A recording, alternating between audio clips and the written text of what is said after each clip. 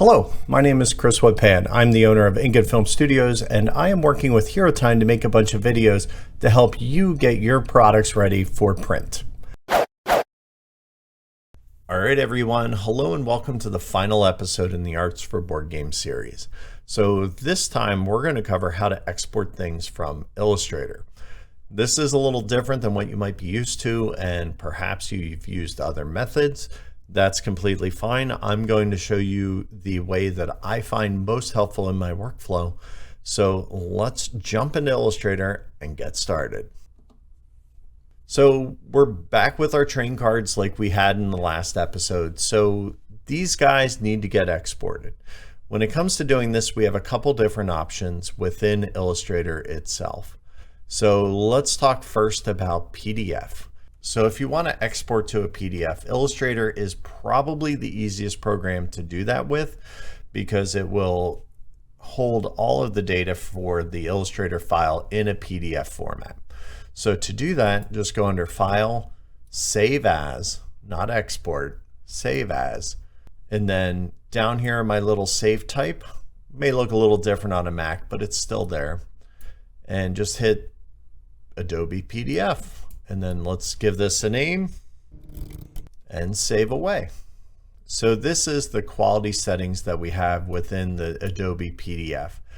So be sure to check this Preserve Illustrator Editing Capabilities box. That is super important.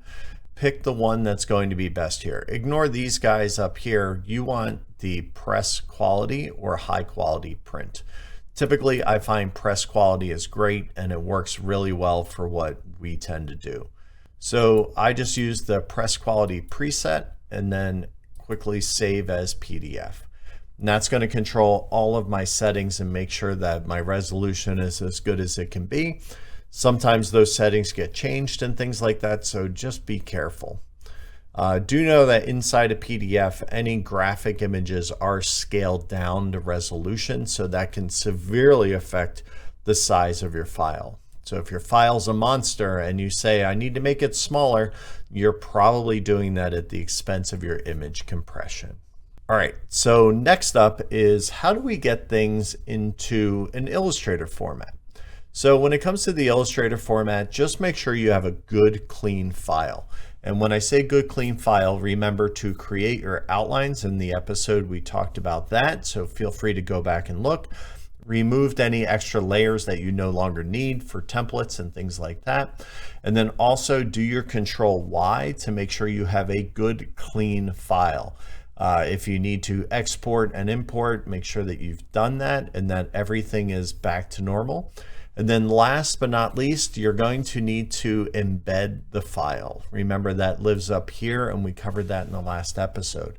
So how do you know what's embedded or not? If you look down here, you can see on this image that when I click on it, the edit or embed is available. So just hit embed, and then that will ensure that the image goes along with it. The other thing you want to do is just to outline all of your text. I always like to save a copy so that I'm not working with the same image, and it saves me having to potentially cause problems and overwrite the main copy I just worked on. And then boom, it's all saved up.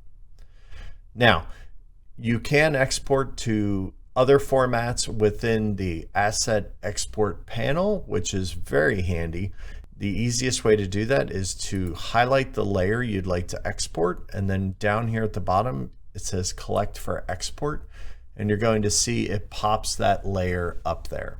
Now, one of the cool things is if you're very good and organized, let's say you have multiple formats and you have multiple layers and multiple artboards, this can be super helpful because when I go to export that, notice that the name of the file is actually the name of the layer. So if you have good layer discipline and you make sure everything is maintained correctly, then when you go to export, it will be super, super easy.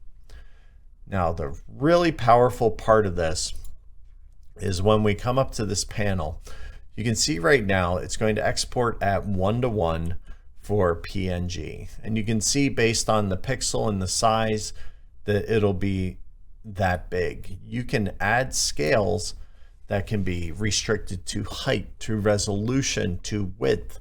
So you can use a size. So you can say 100 pixels wide, or you could say 8 inches wide, or you can say 800 pixels wide.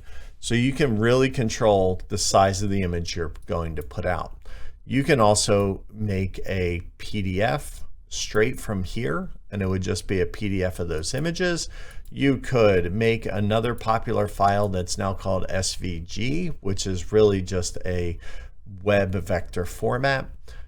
You can also do your JPEG 100, which is the highest quality, and you can export at different size. You can 4 times size, you can restrict the resolution, you can say by certain height, by certain width. So as you can see, there's a lot of options. And then when I hit export on the trains, it's going to export a bunch of files.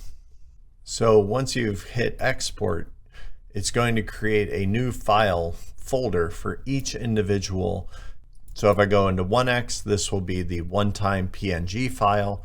If I go into the 4x, it'll be the 4x JPEG, 800 restricted width, and then finally in the PDF, you can see the PDF lives here. Illustrator can be great for making graphics and then exporting multiple different ways so that you have different ways of actually viewing the document. In this panel, you can also just drag and drop an individual item. But note, if you have a group of items, it's going to try and make them all individual files, unless you drag them in and hold down the Alt key, in which it'll make it a big one. But it's going to label these all differently. So my preferred method is by using the layer and then clicking on the box with the arrow to export it. That's it. There you have it. That's how you export things from Illustrator. There are so many different ways to get files out of there that you'll probably find even more ways than I just showed you. So that's a good place to start. And like I said, if you had good layer discipline, it'll be very helpful. If you're exporting as Adobe Illustrator, be sure to create outlines of all your text, get rid of any layers that you no longer need. Do that Control Y check to make sure that you have no crazy file information running around that you don't know about. And once you're done, embed all of the graphic images that you may have, and then you are good to save it as a copy. And then that'll just make sure that you don't copy over the copy you've been working from. That would be a problem.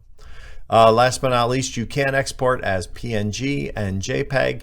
It just gets a little trickier in here, but it is available, and we did walk through the good layer discipline will help you export there as well using the export panel. So really hope you found this helpful, and the whole series in general.